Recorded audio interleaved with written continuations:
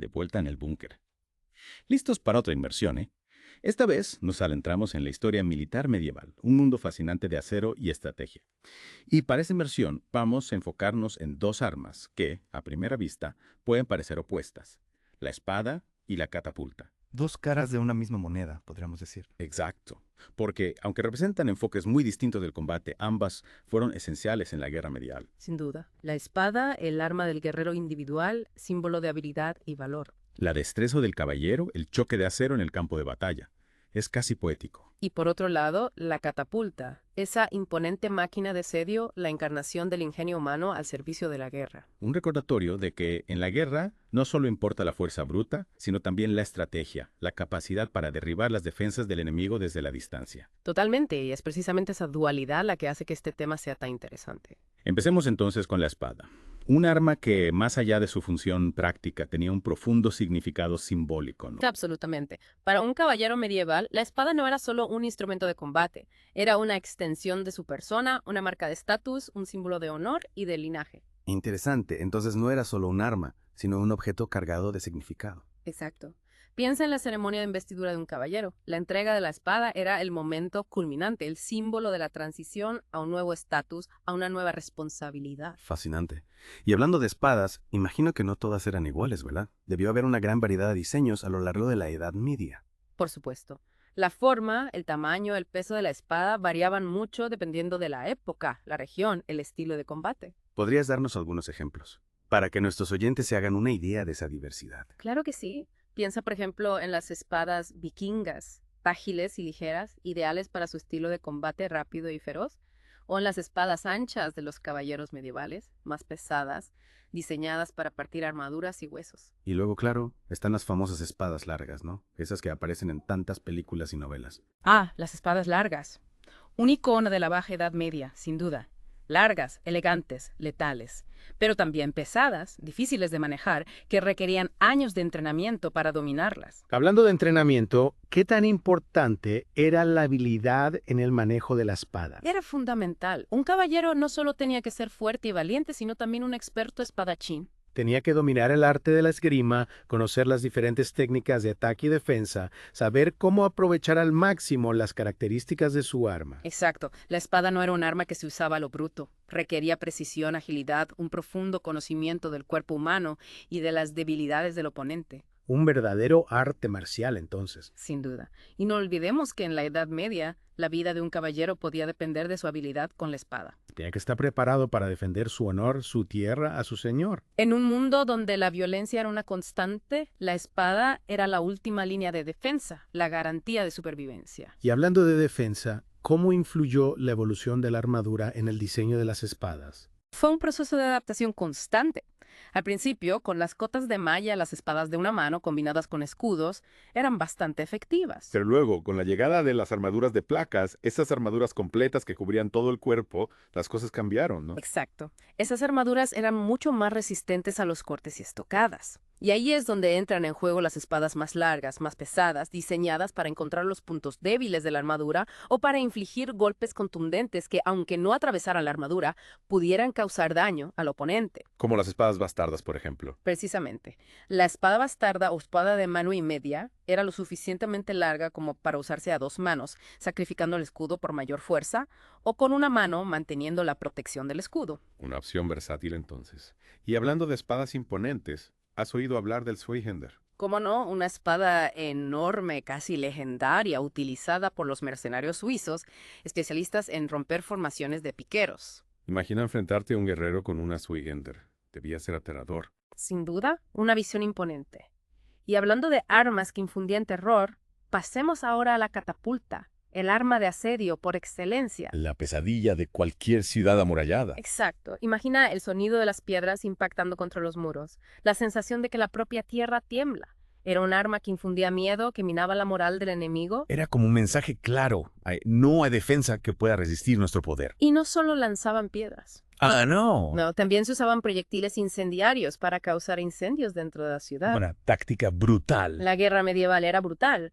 Y aún hay más. ¿Te imaginas qué otro tipo de proyectiles se lanzaban? No lo sé, dime. Cadáveres. Cadáveres. Sí, cadáveres. ¿Y eso para qué? Para propagar enfermedades entre los defensores. Una forma de guerra psicológica, podríamos decir. Y escalofriante. Cambiando un poco de tema, ¿qué tipos de catapultas eran los más comunes? Imagino que no había un solo modelo. Tienes razón. Había varios tipos, cada uno con sus propias características y ventajas. Pero podemos destacar dos: la balista y el trabuquete. ¿Y en qué se diferenciaban? La balista era como una ballesta gigante capaz de lanzar proyectiles a gran velocidad, muy precisa, pero con un alcance limitado. Y el trabuquete. Ah, trabuquete. Una maravilla de la ingeniería medieval. Una enorme viga de madera, un contrapeso gigantesco, una honda que lanzaba rocas enormes a distancias increíbles. Un arma de asedio devastadora.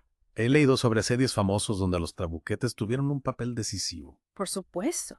El asedio de Rochester en 1215, por ejemplo. Los rebeldes ingleses se habían atrincherado en el castillo y el rey Juan, sin poder tomar la fortaleza por la fuerza, recurrió a un trabuquete. La máquina, llamada Mala Vecina, logró derribar una de las torres, marcando un punto de inflexión en el asedio. Un nombre apropiado para una máquina de guerra tan formidable. Y no podemos olvidar el asedio de Acre en 1291, donde los mamelucos utilizaron trabuquetes para abrir brechas en las murallas de la ciudad, precipitando la caída del último bastión cruzado en Tierra Santa. Impresionante cómo una sola arma podía cambiar el curso de la historia.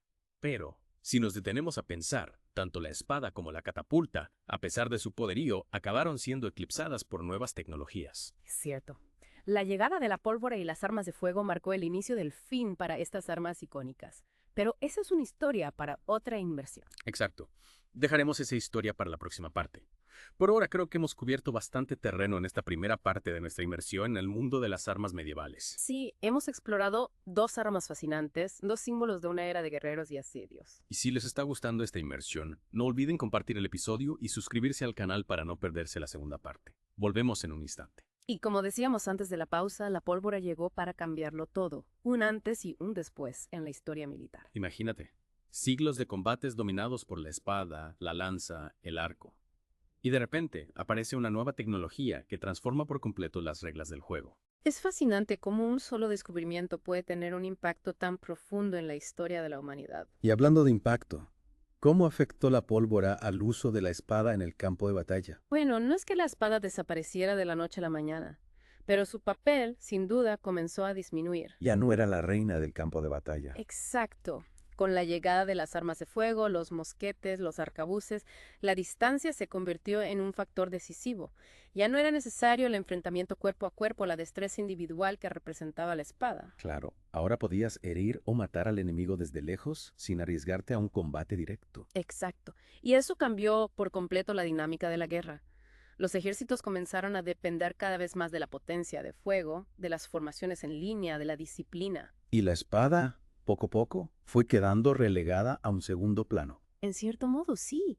Aunque siguió utilizándose durante siglos, ya no era el arma principal, el símbolo del guerrero. ¿Y la catapulta? ¿Qué pasó con la catapulta? ¿Cómo le afectó la llegada de la artillería? Bueno, la catapulta también sufrió un proceso similar. Si bien seguía siendo útil en algunos contextos, los cañones demostraron ser mucho más efectivos para derribar murallas y fortificaciones. Es lógico. Los cañones tenían mayor alcance, mayor precisión y una potencia de fuego incomparable. Exacto. Y además, la fabricación de cañones era más rápida y menos costosa que la construcción de un trabuquete. En resumen, la tecnología militar había dado un salto gigantesco, y la espada y la catapulta, a pesar de su glorioso pasado, ya no podían competir con las nuevas armas de fuego. Así es. Como suele suceder, el progreso tecnológico a veces deja atrás a las viejas glorias. Es curioso cómo la historia se repite.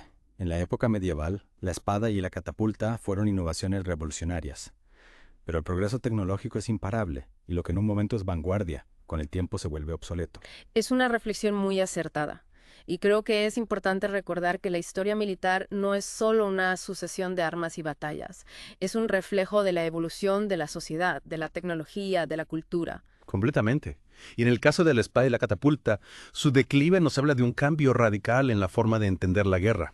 De un modelo de combate basado en la fuerza bruta y el enfrentamiento directo a una estrategia que prioriza la distancia, la precisión y la potencia de fuego. Un cambio que, por cierto, sentó las bases para la guerra moderna, donde la tecnología juega un papel cada vez más determinante. Sin duda, ya que la espada y la catapulta ya no ocupen un lugar central en los campos de batalla, su legado perdura. No solo en los museos, sino también en la cultura popular, en el cine, en la literatura, en los videojuegos. Es cierto, la espada sigue siendo un símbolo de valentía, de honor, de un pasado épico.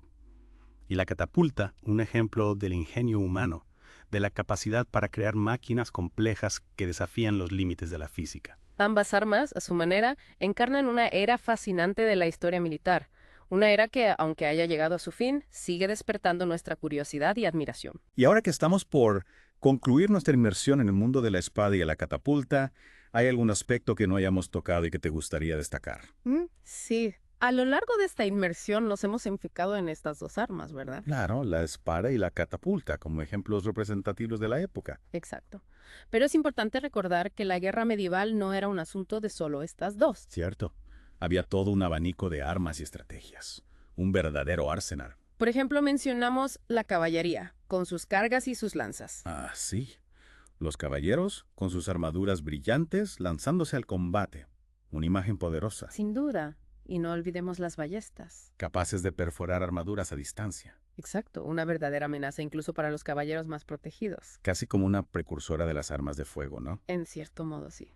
Y hablando de asedios, además de la catapulta, había otras máquinas impresionantes. ¿Cómo cuáles? Las torres de asedio, por ejemplo, eran estructuras enormes que permitían a los atacantes acercarse a las murallas enemigas. Como si fueran castillos móviles. Exacto. Y no podemos olvidar los arietes. Ah, sí. Esas enormes vigas de madera que se usaban para derribar puertas y muros. Imagina la fuerza bruta necesaria para manejar un ariete. Debía ser un espectáculo impresionante y aterrador a la vez. Todo ese ingenio y esfuerzo dedicados a la guerra. Es cierto.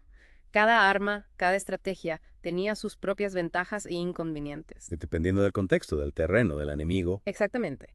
La elección de las armas era un factor crucial para el éxito o el fracaso de una batalla. Como en un juego de ajedrez, donde cada pieza tiene su propio valor y su propio movimiento. Una analogía muy acertada, y creo que eso es lo que hace que la historia militar sea tan fascinante. No solo se trata de batallas y conquistas, ¿verdad? No, se trata de comprender la mente humana, la capacidad para la innovación, la búsqueda de la victoria, el ingenio para superar los desafíos. Y la espada y la catapulta, aunque ya no sean las armas dominantes, siguen siendo símbolos poderosos de esa lucha eterna. La lucha entre la fuerza y la estrategia, entre la tradición y la innovación. Y su legado perdura, no solo en los libros de historia, sino también en nuestra cultura. En el cine, en la literatura, en los videojuegos. Es cierto, la espada sigue siendo un símbolo de valentía, de honor, de un pasado épico. Y la catapulta, un ejemplo del ingenio humano, de la capacidad para crear máquinas que desafían los límites. Ambas armas, a su manera, encarnan una era fascinante de la historia militar. Una era que, aunque haya llegado a su fin, sigue despertando nuestra curiosidad y admiración. Y con esa reflexión final, creo que podemos dar por concluida nuestra inversión de hoy. Gracias por acompañarnos en este viaje al pasado. Esperamos que les haya gustado. Y como siempre, los invitamos a compartir sus comentarios, sus preguntas, sus ideas para futuras inmersiones. El búnker siempre estará abierto para recibirlos.